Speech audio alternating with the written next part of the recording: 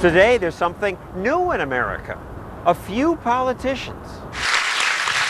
Like Governor Chris Christie in New Jersey, Governor Rick Scott in Florida, Governor John Kasich in Ohio. A few who do make cuts. But there's another governor you may not have heard of. One who cut spending far more and who faced even angrier protests. This happened in Puerto Rico 2 years ago. Thousands of union members clashed with police for days. They protested in front of the governor's mansion because they were upset that their new governor proposed cuts far bigger than Wisconsin's. But the governor just smiled and waved. Luis Fortunio says he had to make cuts because Puerto Rico's economy was a mess. Not just a mess. We didn't have enough money to meet our first payroll. Agrícola de Puerto Rico. Fortunio's predecessors had grown Puerto Rico's government to the point that 1 out of every 3 workers worked for the state. And the state was generous about giving out contracts. They couldn't care. The vendors will raise the prices, and they would just sign the contracts because it was not their money. It was the taxpayers' money. As a result, by the time Fortunio was elected, Puerto Rico was broke. Fortunio decided the government would handle money differently. We had to handle it as if it was our own money. The new conservative majority, the first in Puerto Rico in 40 years, passed Law 7, which shrank the state. So what'd you cut?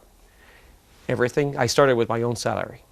I froze all salaries across the government. People must have screamed. You let 17,000 workers go. If you can't pay their salaries, what are you going to do? People called him a fascist, and worse, they said he should raise taxes instead of cutting government. We've heard that before.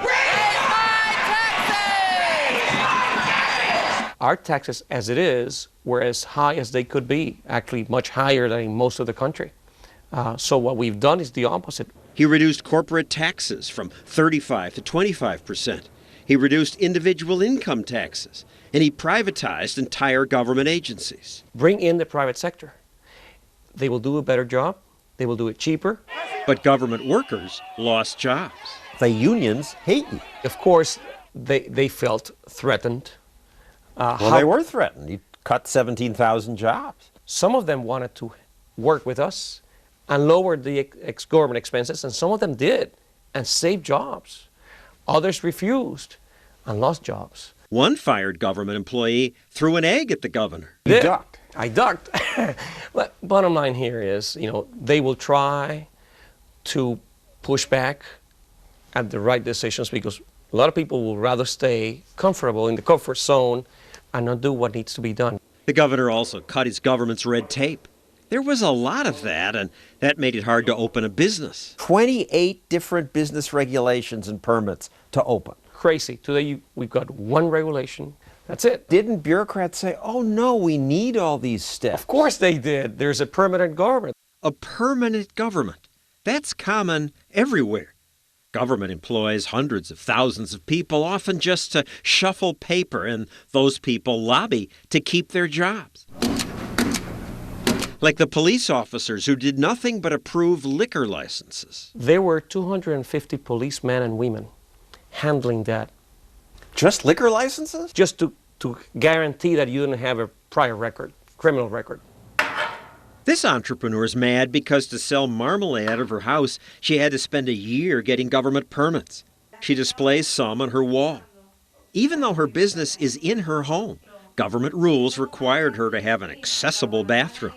This woman's full-time job is helping businesses, mostly restaurants, wade through the maze. I said, you cook and I take care of the government, and don't worry. And now the new permit office says the rules are much easier. It's helpful to have everything in one place. Now she says it takes just 2 weeks to get permission to open a small store. How about a copy of Give Me a Break? This is my version of that. This one was in Delaware. You want to buy a Fox t-shirt? Delaware was said to be the most business-friendly state, but it still took me a week to get permission to do this. In Hong Kong, it took just 1 day. Thank you, sir. So the 2-week wait in Puerto Rico is still a handicap, but it's much faster than it used to be. Do you hear now from businesses responding to that? Of course. Walmart is expanding significantly, and Costco. 600 construction permits have been issued in the last few months. This drug company is expanding. We're going to get more employees, up to 450 employees.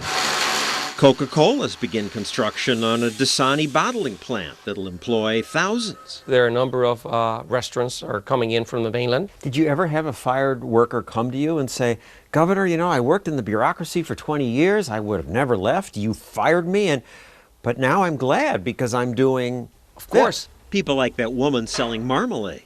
She used to work for the government, keeping historical records. Being fired was hard. I feel bad because I have a big family. But now that she started her own business, she says getting fired was a good thing. I am my boss. So good, she named her company Law 7, after the law that fired her. It's good. For me, it's good. And now, if a bar wants a liquor license, Today you do it online. one clerk on a computer. Exactly, and that's it. So we have those policemen and women out in the streets where they belong. still lots of people are mad, especially the government workers who lost jobs. A recent poll showed that if Fortunio ran for re-election now, he'd lose 47 to 25%. Fortunio says, so what? I don't need this job. I'm doing it because I want to do it. What do you mean when you say, I don't need this job? I come from the private sector. I enjoyed what I was doing. I really enjoyed what I was doing. You can go back to that. And I can go back to that. And over time, Puerto Rican voters may come to like his conservative government. Thank you very much. Ronald Reagan's popularity suffered when he made cuts. So did Richard Engler's in Michigan and Gary Johnson's in New Mexico. But all were later re-elected by big margins. I didn't care to look at those numbers because I knew how it was going to be. And I was in Washington in the President Reagan's first term. I know how unpopular he was during the first 2 years. But he was doing a lot of the right stuff. And at the end of the day, the numbers came back, and he won by a landslide. Fortunio's advice to leaders who want to shrink the state? Do what you need to do quickly, swiftly, like when you take off a Band-Aid, just do it and move on to better things. Coming up next, a country that nearly went off the cliff, but came back stronger than ever. They fixed it. They fixed it.